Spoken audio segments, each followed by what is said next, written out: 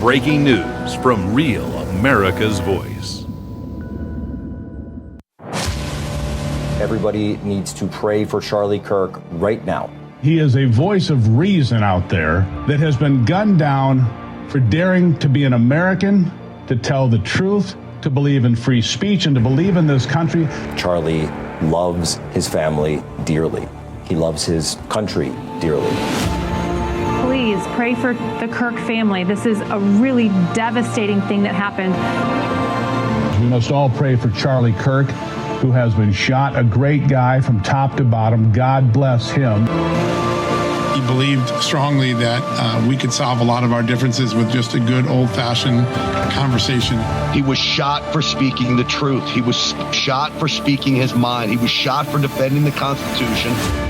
John Solomon's reporting on Just the News that he's passed. Yes, is this what I'm hearing? Yes, can I get it here?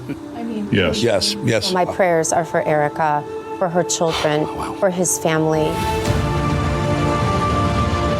pray that his parents would feel that presence of the Lord that only the Lord can fill. We cannot let all the great things that Charlie Kirk did be wasted because of some act of violence. He didn't hate people.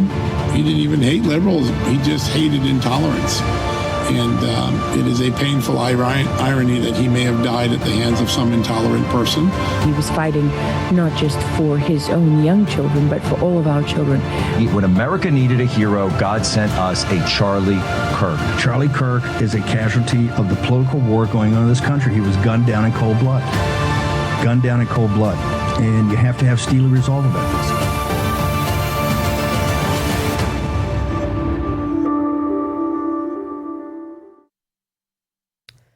I wish we could all be as strong as Steve Bannon on this day. It's a sad and somber day in America.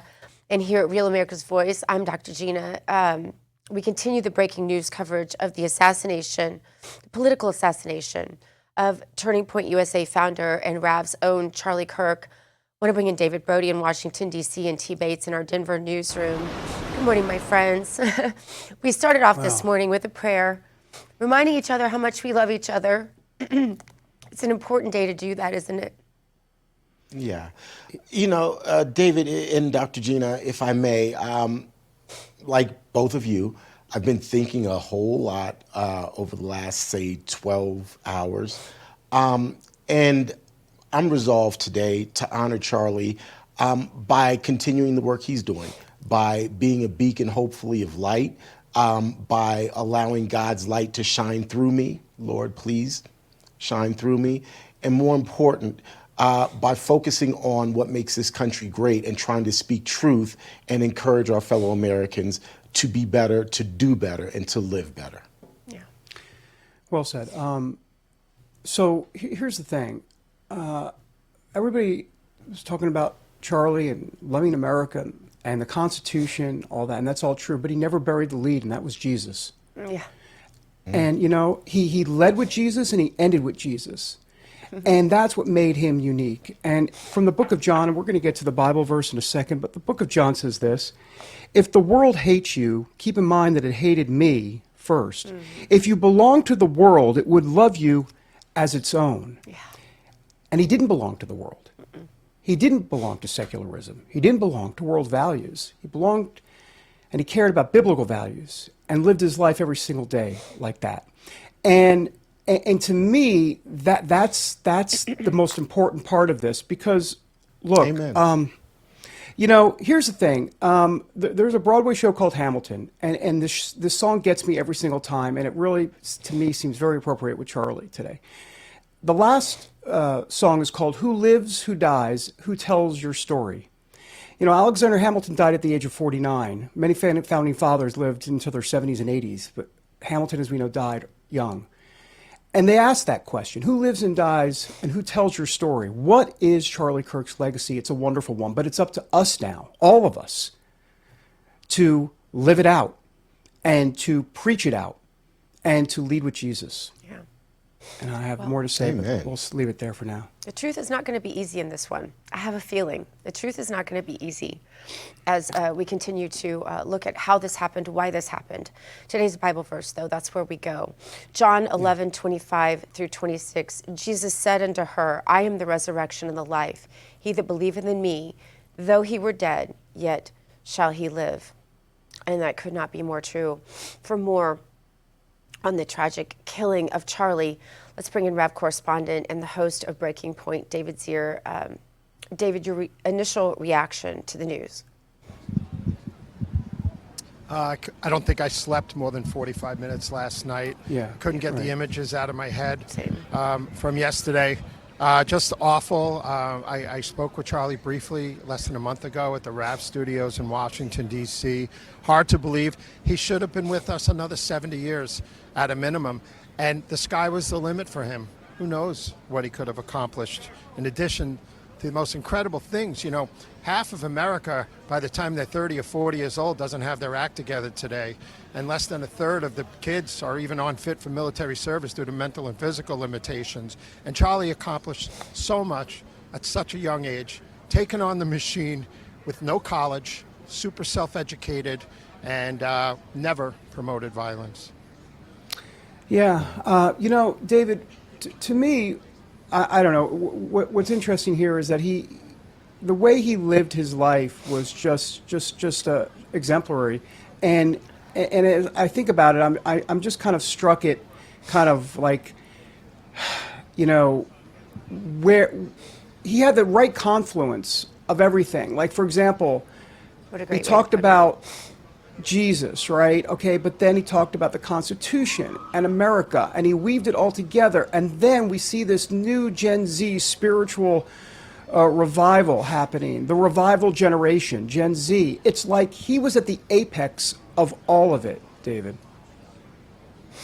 Yeah, and like Charlie said, even at Yale, there was like a 15 to 18% spike in conservatism among students. He made them feel okay because the good people are tired of being the bad people or called the bad people. You know, after COVID, kids losing their scholarships, can't play in sports, men and women's sports, the parents suffering during COVID with this incredible inflation. He gave these young people hope and allowed them to stand up high and tall and shout from the rooftops their message that we are a good people and we shouldn't be blamed for everything, and we need more God in our lives, that's for sure.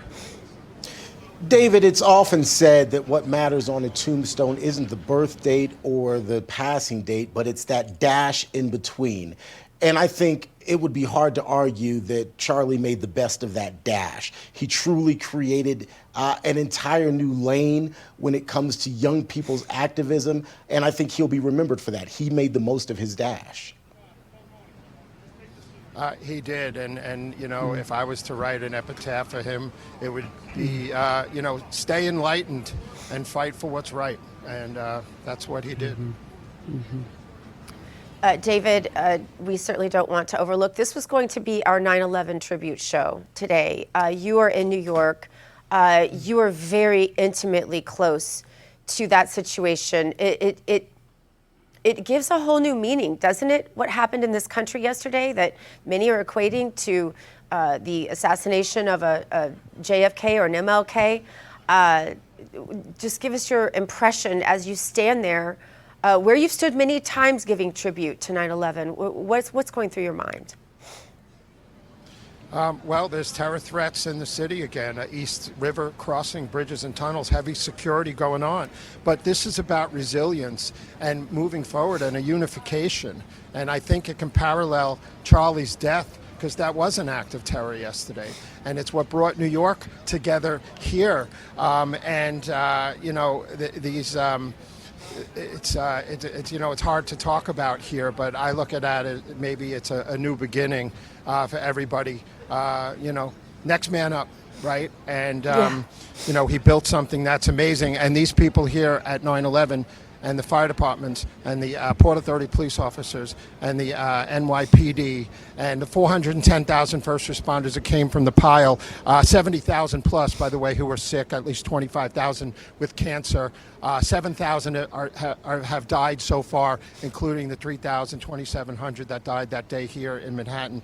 But they're resilient, they're fighters, they go on, and the FDNY keep putting their lives on the line every day in New York City, along with the NYPD and the Port Authority police officers. Yeah. David, I know the emotions are raw there today on 9/11, still 24 years later. Speaking of emotions with Charlie, this has affected tens of millions of Americans in ways that I don't even think they expected. Like, for example, for us, it's emotional because we knew him and he was a coworker, and we knew what he was about. And some people might say the emotion is because of his age, so young, and that's just so sad. And all that's true, but there's something else. There's something else here that is,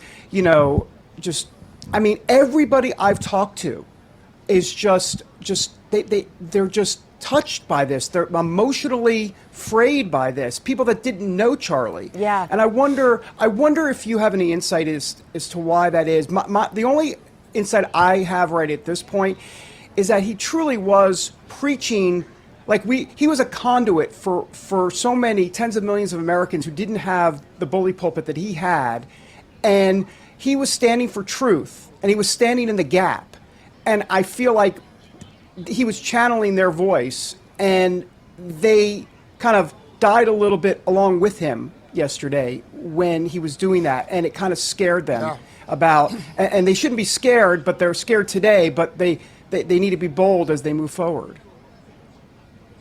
Remember, just 13, 15 years ago, you couldn't set up a table on a college campus without it having been ripped down. I spoke to Charlie when I was 16, 17. I started a Young Americans for Freedom chapter, and I spoke to Charlie about it. And I would go on college campuses and debate the left, but they weren't animals back then. Today what's going on the campuses. So he gave these kids not only a voice, but a lane to drive in, to say, again, that they're not the bad people. We're the good people, and we're tired of being told we're bad for believing in God, or for having a nuclear family, or for, trying to uphold, the law and stuff like that here. It's been rough. It's been rough. It was a tough day yesterday. But I just wanted to add, my daughter's at USC Columbia. She's a senior there. There was a false warning from an active shooter in the library a week and a half ago. And she went all night. They didn't lift the warning. These kids are stressed. They have PTSD. They can't go to class without worrying if there's a shooter on campus. And, with all the mental health problems in the United States, these kids are traumatized. And then when I texted my daughter yesterday, she was crushed. And, she wasn't active in TPUSA, even though I encouraged her, but she wants a career in the FBI, and she's a 4.0 student. But the mental trauma and the stress on these kids, it's almost not worth going to college just because of that aspect. And you want them home with you, and you want to make waffles for them and eggs every morning. You don't want them 1,200 miles away. So it's very moving. And these kids are very stressed today, and I worry about the mental health of our children, especially after this. Yeah, same. Amen. Same. David's here. We appreciate you. Thank you so much. God bless you. We all love you. Thanks, David. Thank you, David. Thank you, everyone. We have more reaction on the tragic killing of Rav's own Charlie Kirk. More American Sunrise in 2 minutes.